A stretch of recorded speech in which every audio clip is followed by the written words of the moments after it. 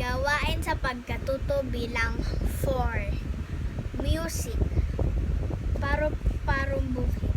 Paru-parong bukid. Nalilipat-lipat sa gitna ng daan. Papagaspas.